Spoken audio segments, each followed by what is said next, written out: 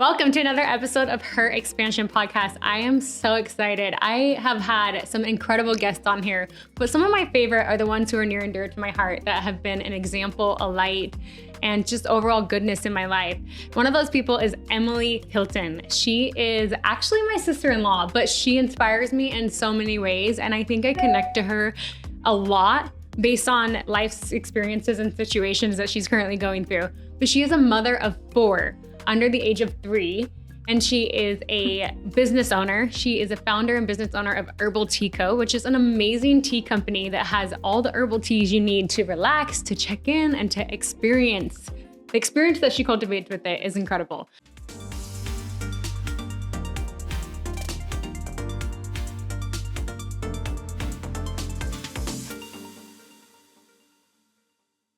With that, I want to introduce you to Emily Hilton. Welcome. Hi, I'm excited. So glad to have you. So Emily, the reason why I actually wanted you on this podcast is because I relate to you in so many ways. We're going to talk about like being expansive and being able to do so many different things. You are the definition of that. I kid you not. I have literally never met someone. In fact, one of my first experiences with Emily was her desire and diligence and willpower. We were at a Christmas party, and there's a game that we play where you try to get a $100 bill and you have to like hold it the longest. My gosh. And at the end, we had held it for so long and we could have held it for hours. So they changed it to a book. And just to see like the tenacious, it was like a healthy competition. Oh, it was so fun. Yeah, the ability that you had to persevere inspired me so much. This game was so fun. So everyone in my whole family were all touching a $100 bill with their arms straight out.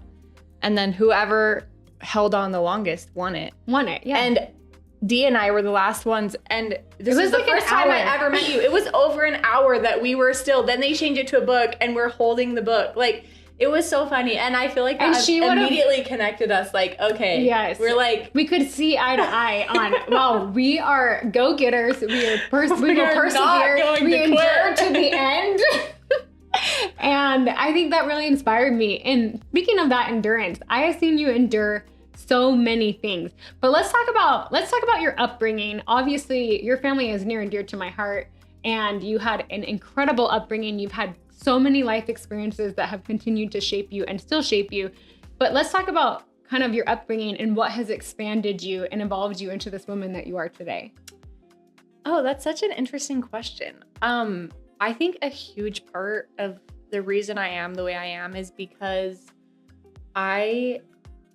we moved a ton when I was young.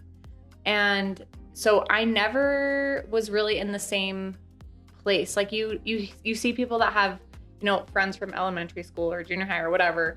But like I went to 3 different elementary schools. I did junior high in the same, but then I went to 2 different high schools.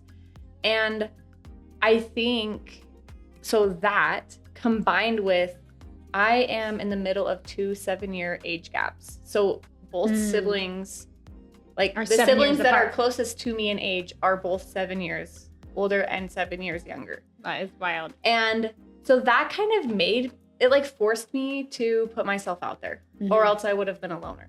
Like I didn't have built-in friends, right? So I put myself out there and I got really good at making friends. And I think that is because A, I didn't have siblings close in age, and B, we moved all the time. So it was like, well, I'm gonna make friends, So I was always the kid that would go up to people and be like, hey, let's play, like, which is so powerful. And it's to each its own. Expanding your connections is a huge thing, and it takes the ability to be independent in that regard to actually make a connection, which is something that you now have because of your upbringing. And I think that's so powerful. And I love to talk to us a little bit about why moving around helped you expand. Well, I think for sure the relationship side, I got really good at making lots of friends quickly. I got really good at figuring out how to manage new environments and new places and new routines. And I actually enjoyed that. it was like a challenge for me to, you know, when we moved, it was almost like this competitive side of me came out of like, okay, like here's a new game, like here's a new opportunity for me to find my way into the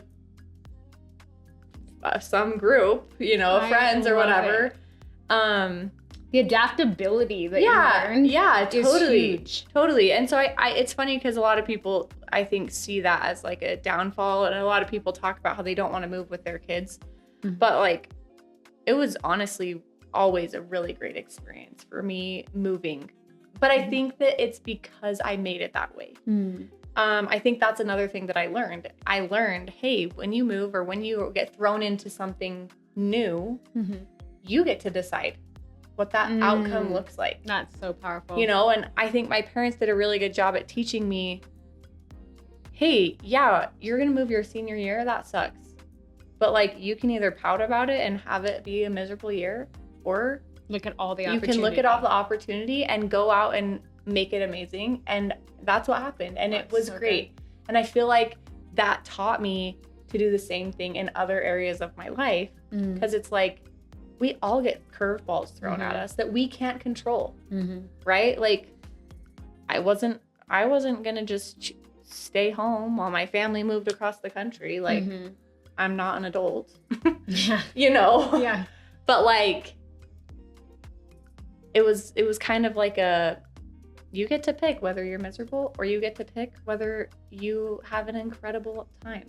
That is so powerful. Perception is everything. And I think we live in a world too where obviously the harder perception or the negative perception often takes over. It's more dominant of poor me, pity party, victim mentality. And what would you say, how did you really be able to understand how to shift that perspective? Was it something your parents said? Was it something you were able to tell yourself? Like, what was the programming in this perception shift? I think a lot of it had to do with my parents just teaching me that all things work for our good. You know, everything that happens in our life is for our good somehow. I truly believe that. Love that. And it might not feel like it in the moment, and might not feel like, oh, my arm broke. Like, well, how is that for my good? But like, somehow I do believe that God is, you know, maneuvering our life and shaping us through experiences for us to grow and become and be better. So good. And I think that my parents have instilled that in me forever. And so when, you know, curveballs did come, it was like, all right, well, let's at least have some fun. Like, I love that. And you guys you are literally the definition of that. It is so powerful that no matter what happens, it's all right, well, what are we going to do about it? Instead of crying like, why did this happen to me? It's, what am I going to do about it? Yeah. And I love that you said that. Like, oftentimes God's rejection, or what feels like God's rejection, is actually just redirection into something more powerful. Totally. And I love that mentality. You have done so many amazing things. I know you played golf in high school, but you also have served a mission. And I kind of want to hear about some of your experiences in that regard, mostly around expanding your consciousness and what that did for you, if you're open to sharing.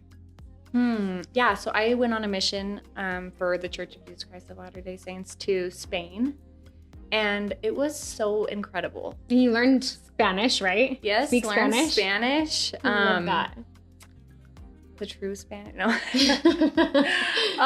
It was so fun. It was truly an incredible experience. Man, how did that and let me think for a minute. Your awareness and just your spirituality, your connection to self and to God and to others. Yeah, I think that just being on a mission in general, it gives you this opportunity to be so close with God that you aren't able to experience in any other way. It's like there's no other time in your life. Yeah, there's no other time in your life when you are completely 100% focused on God, your relationship with God, following what God wants you to do every second of every Being day. in the service of others. Yeah. I think that's a huge thing. People ask, like, what's the point? And for connection. Totally. To serve others. And I think that a huge takeaway that I got from my mission was I feel like I learned how God spoke to me.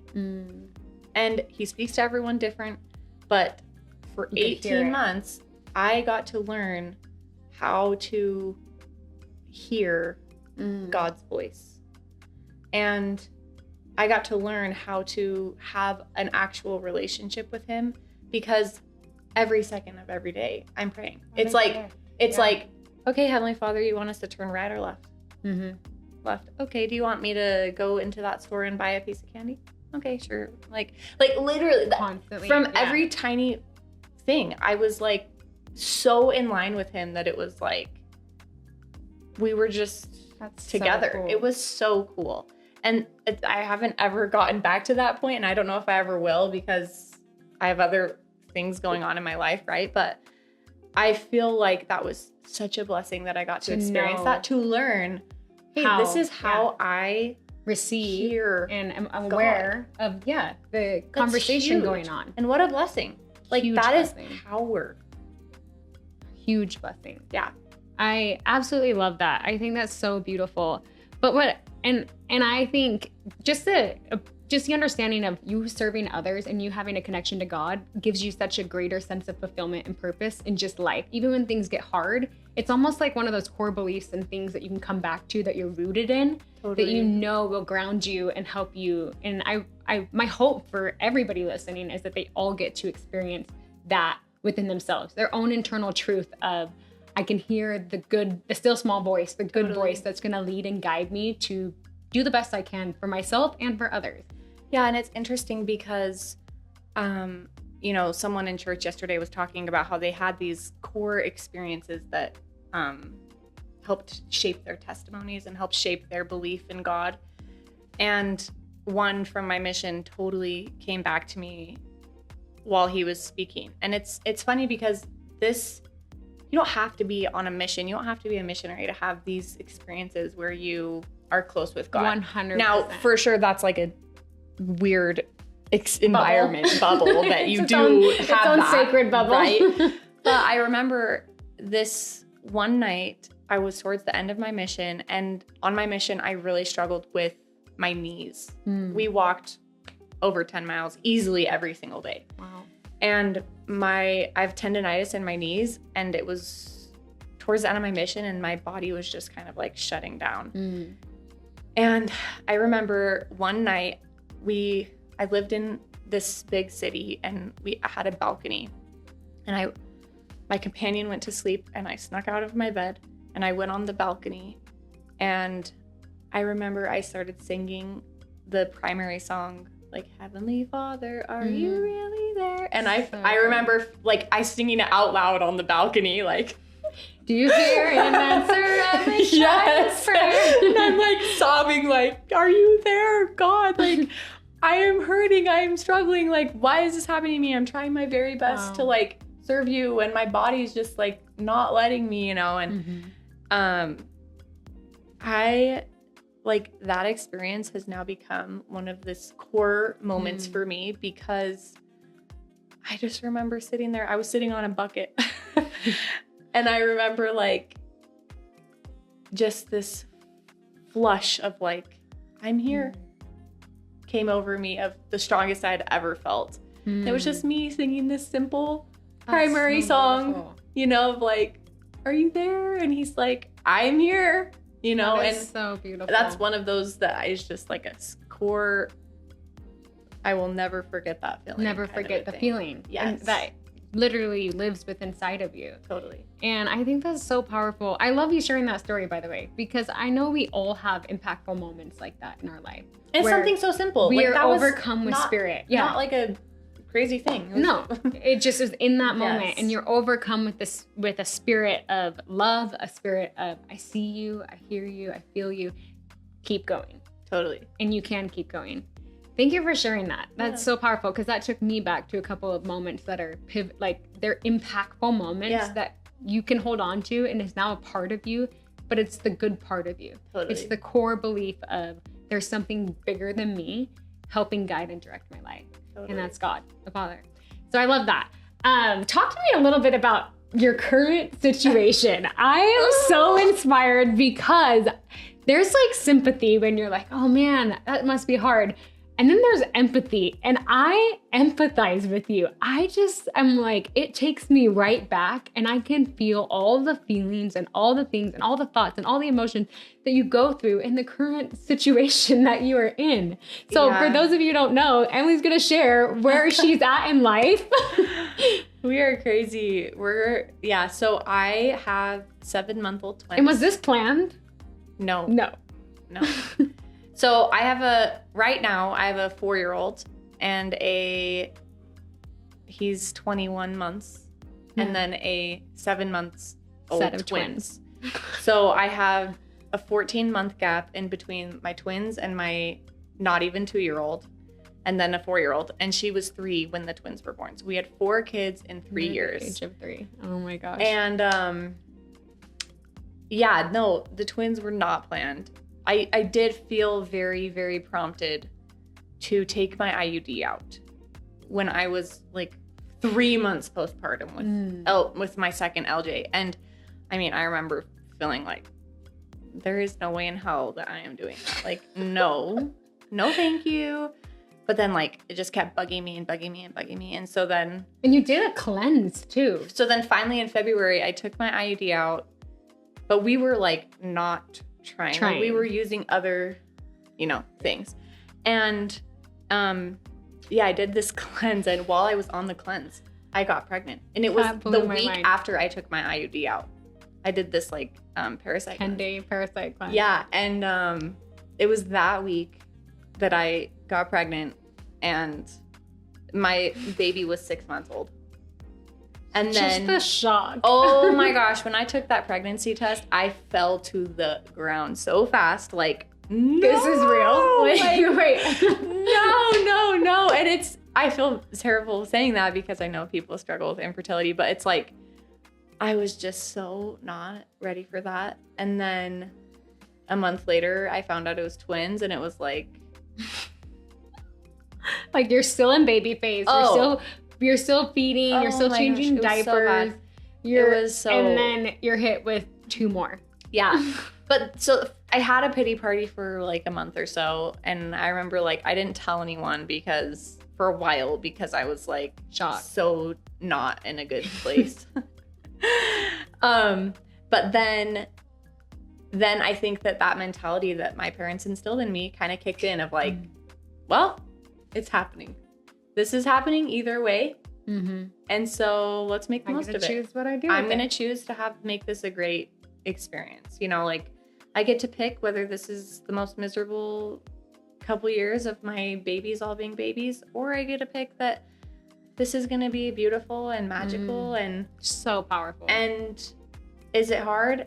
Oh my gosh, yes, it is so hard. But like there is so much more good than there is bad. That's so good. And even still, you're doing these things, which I love following along for your journey. You're doing this Fun Friday, and you've come up with so many ways to just integrate and to create opportunity to change that perspective and to make it fun and exciting and engaging. And I absolutely am so inspired by that, because when you're in it, and those of you moms out there that are listening, some days you just have those days where you're like, what is the point? Like, how am I going to keep going? I don't even know. I can't even take care of me. I don't even know if I'm doing good for these kids. Oh, yeah. I didn't eat anything today. On driving here, I was like, oh, it's like 2 o'clock. It's 12 o'clock. I haven't eaten. Like, oh, yeah. Just in it. Crazy. Yeah. Yes. So you've been able to shift perspectives and create this fun, but it doesn't take away from those moments where you're flooded with all of these. I would say for me, it was doubts, and it was questioning whether I was enough or if I could do it all, or am I doing it right? And it was a lot of this like downward spiral of thoughts and emotions that took away from just really allowing me to have that perspective and be like, you know what, I'm going to make the best of it today. I'm going to create like a fun Friday experience. I'm going to just sit in this moment and allow myself to feel and to connect. And I want to know too, how obviously nobody goes into motherhood with this confidence, like, I'm going to be an amazing mother. There's a lot of thoughts and feelings that come up around motherhood of, can I do this? Am I cut out for this? Totally. Will I be able to provide? And obviously there's the good as well of like, yeah, I've got this. I'm so excited for this. This is the best thing ever. So there's that beautiful opposition and there's beautiful contrast. But how would you say to the mothers out there listening for them to be able to expand their confidence? Yeah, I in their think abilities. For me, I wasn't as afraid when I was terrified to have kids. And it wasn't so much that I was nervous that I would be able to take care of them. Like, I felt pretty confident that I could like keep kids alive and like be a pretty good mom. What I was most nervous about and what I see and what makes me so sad is when moms just become these like empty shells. And that terrifies me. It still terrifies me. Like, I see these moms that are just drowning in kids, or even not drowning, maybe one kid, right? Like, and they just lose themselves. Lost interest, hobbies. They lose their interest. Life. They have nothing. There is nothing about them other than mom. Now, some people that totally fills them up and that like elates them. Like my sister Kelly, that is like her pride and joy, and she loves that, and that fills her tank. For me, no, like that doesn't like totally fill my tank or fill me up the way that, and I knew that going in, like, okay, I'm gonna have to figure out like how to not lose myself and just become this empty shell. And so it's like this battle, right, of like this angel and this devil. Like, I want to be a good mom, I want to be intentional, I want to be focused, and I create these opportunities to have magical moments and be present and enjoy my kids. And then there's this other like side of me that I'm like, I don't want to be here. Like, I want to go do my own thing. Like, you know what I mean? Yeah, so I think that like, and I think that's okay. I call it the yes and principle. Yes, and you're going to experience highs and you're going to experience lows. You're going to be an amazing mom, and you can be other things and have other interests and hobbies. And you're gonna, yes, you're an amazing mom. And there's gonna be days where you are put a show on for your kids and no one gets dressed. And that's okay. And that's okay. Yeah.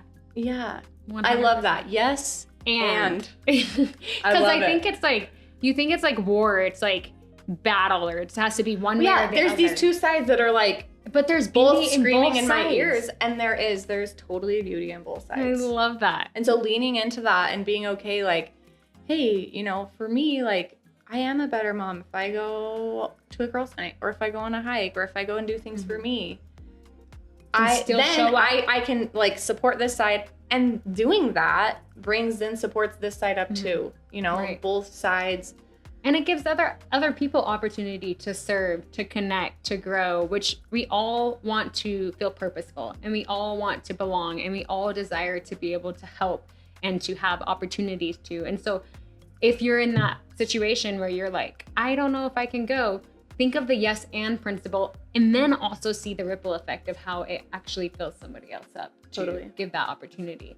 I absolutely love that. Talk to me a little bit about expanding your capabilities and your knowledge, and what are some things that you've done that have really made a difference in your life when you've expanded your capabilities or you expanded your knowledge?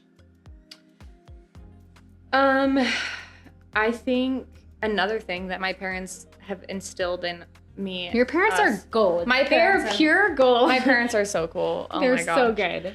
But something that they like drilled in us is that we are so capable of doing anything. Like, I have never once doubted that I was capable of something. I know that it's hard. Like, I know that things take work and perseverance. But the adversity shapes you. Yes. The hardship helps you in your becoming. Yeah, but I think that just believing that in myself and like believing, hey, like you want to do that? Sure. I could do that. Or like, you want to start a business? Yeah, I do. I know it's going to take work. I know that I can put in the effort, and I know I can learn and grow and one day hopefully be successful, right? Like, because I can. It's a limitless mindset. And I absolutely love that. And why wouldn't you have a limitless mindset in today's world when resources are so widely available? Totally. Like, and you know what? If you fail, again, all things work out for your good. Yes. I feel like those are two keys for you. Like the mentality, the perception that you have is like everything isn't working for my good, and having the mentality of like I am more than capable. Yeah, I will say I think that that's my superpower, but I also think that that's my biggest weakness because I then try to do too much. And you know, there's the Chinese proverb of like the man spinning all these plates. Have you ever seen someone do that where they have the stick and they're spinning plates and there's like 20 and there's like of them? tons of them and they're like running around like spinning all these plates? I think that I am like that. Currently, I'm spinning plates and too many and some are falling. Or all of them are falling because I can't, get. So I think that that's, this mentality of like, I can do anything and I can do everything is also it's a strength. And it's also one of my weaknesses though, because then I do too much and then I'm overwhelmed and it's like, oh crap. Like I know that I'm capable, but I would be better, it'd be better for me. It'd be better for everyone else. It'd be better for these plates, if I were to choose 5 or 4 or 3 or 1, right? Yeah. And depending on like my capacity in that moment, it's like, hey, I really want to do X, but maybe I'm going to have to bookmark that and do that later. That is so good. It's a yes. I love the bookmark mentality. Yeah, it's not like I can't ever do that. It's like, okay, maybe you don't have the capacity to do that right this second. Bookmark it and do it another time when you have that capacity to do that. Good. Which is essentially what goals are and dreams and visions and you can bookmark them. They don't all have to happen right now. At the same time. I think that's where people actually get limited and start hindering themselves is because they set these big lofty goals and they're like, it has to happen this year. And it doesn't happen. And then they get down on themselves. Yeah. And it's not like it's not because you couldn't do it. It's because you tried to do too much. Too many things. Right. And so you can bookmark it and say in 3 years, 5 years, 10 years. Yes. I will be able to accomplish. Because it's not that you can't. Right. It's because you can't do everything at the same time. You can accomplish all that you ever want. It's just what are you needing to prioritize? What is a realistic timeline for those things? Good. Rewind that and listen to that again. So if you have things that have not come to fruition or you feel like you're juggling 50 plates, it's like what 5 plates are important for my time and energy right now? And then what can I bookmark? And then instead of letting those plates fall and shatter, let's carefully take them down and put them on the ground. A little box for later. That is so good. I actually absolutely love that. That was like a key nugget for me. I really like the mentality of having a bookmark. Yeah. And saying this is going to happen in its due time. It's not that it can't. It's not that I won't. Yeah. It's just in its due time. Yeah. I'm saving it for when I have the time, resources, money, energy to put into that. 100%. That is so powerful. I love that. Because it's never, I can. It's just maybe not now. Not now. That is so good. So good. I love that. Kate, I just need to remind myself. No, I'm reminding myself. I'm like, this is gold. Like, and half the time, you guys, most of these podcasts, for those of you that do listen, thank you. I love you. I honor you. But these podcasts really fill me up. They fill my soul and they continue to expand my knowledge, my abilities, my awareness. And I cherish that. It's such a blessing. It's such a gift to have this opportunity. Well, thanks for having me on. Well, thanks for being here. With that too, I want to talk about, so another core value at Her Xpansion is we expand our communities. And it's so important to continue to expand your community because we all want to serve. We all want to belong. That's actually the number one thing that a human desires. Well, according to the studies, I think it's love, but belonging. But I think that goes hand in hand, belonging and love. Yes, 100%. Feeling a place where you can feel loved. Totally. So how is expanding your community and your connections and the people you're around and the environments you're in, how has that benefited you? I think that having a community, especially of moms that you feel comfortable with, is huge. Oh, huge. You know, motherhood is so lonely, and it doesn't have to be, because there's millions of other moms feeling the same way. So it's like, why would you just be lonely in your house when there's your next door neighbor is also feeling the same way? Like, go play. That is so big. Right? And I think we've been conditioned in society. I think too, the internet plays a huge part in this. Yeah. Is like, we just watch everybody in the internet rather than having face-to-face, real connection, conversation, vulnerability, because we can actually be with each other and build that community. I think since the beginning of times, women always work together in the village to help each other, like look after kids, cook all together, wash laundry. And they were together. And totally. So I love what you said, like find other people who are in that same situation that you can connect with. Again, that takes so much work though. It does. And creating and maintaining and developing relationships is not easy. It's work. And finding those people that you mesh with is work. You know, but it's like, okay, you find someone you mesh with, set up a play date, make it happen, make a play group. Every Thursday, I have 8 moms come over with their kids and we all just play, you know, and it's messy and it's fun, but they all play and we all talk. And that is a bucket filler, right? That is so powerful. Or I have another group of moms where once a month we have a cookbook club and there's no kids, it's just us girls. And, you know, we have a night once a month where we all go and it's a girls' night and it's fun, right? But little things like that totally add up just to show you like, oh, I'm not alone. Oh, I'm, you know, I have support. I have friends. And then the more you get together and the more you do things, the more that connection deepens. And it's a real valuable relationship where they're there for you when you need. They'll listen to you when you cry. They'll listen to you vent. They'll vent to you. And then it's this really meaningful relationship. Because truly, I don't like just talking to my kids all day. Like I think all of us need adult interaction. Because we need to feel heard. Yeah, because like my 4-year-old just doesn't cut it sometimes. Now she's so fun to chat with, but it's different, right? Yeah, totally different. So I think that putting in the effort and the work that it takes, especially as a mom or like a stay-at-home mom, is so worth that effort. That's so if you powerful. don't have that like group, make it. Yeah.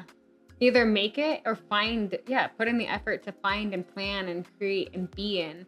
And I mean, obviously there are limitations to that. Some moms out there are in their own minds saying, but Emily, like, I just don't know, like, I just don't have time. I just can't like figure out who should I even reach out to? What would you say to them? I would say get involved in the community. Go to the library. There's singing reading time at the library every week. At every library around the United States. I don't know about world, but you know, your local library has a reading time. Go. And then when you're there, don't just sit in the corner. You have to go up and introduce yourself and ask people's names and have conversations. You can't expect people to just come up to you. They might, but you can't expect. If you want, you need to work. So go to the library, sign your kid up for a soccer team, and then talk with the other moms. So, you know, go when you're at the gym and you're dropping your kids off at kids care at the gym. What moms are there? Let's talk. And then you have to put yourself out there. So, or at church, or at preschool, or at a birthday party for your elementary school, right? Like, what's your go-to question to get yourself out there? Hi? Like, I don't know. I don't, it's not hard once, the hardest part is the first conversation. Hey, I'm Emily, what's your name? Yeah. That is the hardest part. It's just speaking. Then it's easy. You talk about your kids, you talk about your life. Most moms are so similar. We're all in the same phase. We all experience the same emotion. We're all doing the same thing. So that conversation is easy. And if it's not, they're not your person. Go to the next person. If it's awkward, then try the next person, right? Like, but that's okay. Every no is closer to a yes. And so it's like, okay, that was not a good conversation. They probably aren't the person I'm going to be inviting to my playgroup. Love that. I mean, sorry, but like, you just move forward and you just say, don't take it as a failure. Yeah. It's just like, oh, well, she probably didn't connect. It wasn't a connection. I love everything that you've shared. If you could share one thing that's on your heart or your mind today that you feel others need to hear, or even that you just need to speak out on, what would that be? I would say you can. Again, yes, and like, you are so strong. Whether you're a mom, whether you know, wherever you are in life, you are so incredibly capable, and especially if you involve God. He will expand your capability and your ability and your capacity more than anything in the world. You know, the saying, like, all things are possible through Christ is real. So true. That, you know, like, we all know that saying, but do you believe it? Do you actually believe that all things are capable through Christ? And you have to ask, you have to knock, you have to seek, you have to and find. Then including him in your life, you will be so surprised at how much you can accomplish. And if what you're trying to accomplish is just getting through the day, because that's me a lot of these days, is just like, I just want to honor you for coming on here. I just want to get through today. Please help me. It's like, he's got me, you know, and I'm strong. I am so strong myself, but I am so much stronger with him. With knowing that you have someone supporting you. Yeah. And he sends angels, and he sends messengers, and he sends power and strength. And if you just ask him, you can, all things are possible. It's so beautiful. Whether that's, I have got to get dinner on the table and through witching hour and get my kids to bed before I scream and hit someone. I've never hit my kids, but like, or, you know, or whether that's, I want to start a business, I want to start a play group, I want to go to the moon. I believe it, like, truly. Now, that takes a lot of work, but you can. I love that. The willingness has to be there. The effort. You said so many powerful things. The effort, getting out there, the willingness, having a shift or change in perspective and perception of how you view things, and really just believing in yourself and knowing that you are capable. And then to cherry on top all of that, having faith and belief in a higher power in God that stands with you, in Christ that can strengthen you, is so good. So good. And all things are working for your good. And all things are going to work out for your good. That's like the golden nugget, is no matter what you're in right now, no matter what hardship you're going through, just know that all things are going to work out for your good. They are here to help you experience, to shape you, to expand you, to help you lead yourself, lead others. And life is so much happier when you view it that way. 100%. Like, life is just so much better. Yes, when you choose that perspective, you can choose the mentality or the victim mentality perspective. But like, how sucky is that? Painful is it? I mean, I know people that you don't want to be around that. It's just really hard to be around it. That's so sad. Like, I'm hurting for them. Yeah. Because it's like hard. Now, mental health issues is a whole other thing. That's different, right? But like, you know, that aside, like, you can just choose. You choose. You get to choose. And even if you're having a hard time choosing, there is so many resources out there. so many resources. You live in a day and a time and an age where there is unlimited resources. You just have to be the one to do the work. You just have to be the one to decide. You just have to be the one to choose. You can go to, like, there's therapy, there's different healing modalities. There's so much out there that is available at the tip of your fingers. It's just you deciding Taking one what step. you need and how to move forward with that and taking one step. And I think that sometimes that can feel overwhelming because it's like, oh my gosh, there's so many things. I don't even know where to start. So then you just don't. Again, failing isn't bad. All things work out for your good. Yeah, Try it. If it doesn't work, okay, well, try a different thing. Like, right? And that could be fun in and of itself. Yeah, it's like a game. Yeah. Make it a game. That's why I teach so much on self-discovery is like, you might not love the gym, but you might love hiking if you're in your physical. But it's like trial and error, self-discover, take the time to really just step out there and go, yep, that was for me. Nope, that wasn't. Wow, I learned a lot from that. I absolutely love that. And I found my dream. Totally. Yeah. And being okay when things aren't like amazing. It's like, well, that one wasn't good. Next. Yeah. Instead of wallowing and feeling and just allowing yourself to stay stuck there. Totally. And I think it is that concept of just taking one step forward, one step at a time, trying different things, one small moment, and just knowing that you have options. There's always options, and you have strength, and you can have faith, and you can have these higher vibrational things that are available to you. Amen. I love that. Okay, one last golden nugget. What do you want them to hear? What do you want them to take from Emily Hilton that they can say, Emily, you really inspired me with this? Oh, that is, again, I would just say, you can, and all things work for your good. I think those are the two things like that, that we talked about today, that it's like, if you guys take something, I hope that you realize like you are so capable and all things work out for your good. So that is so good. I think of, you literally just painted this on the walls of your home. The Hiltons can. And I think that motto is so powerful. I think the power of your words can either speak life or destruction. And you just by saying you figure it out is so powerful. I love that. Thank you so much for being here. Yeah, I relate to you in so many ways, and I see you. I love you. I honor you. If there's anyone that's determined, who has strong willingness, who can do hard things, who continues to persevere and endure, it is by far you.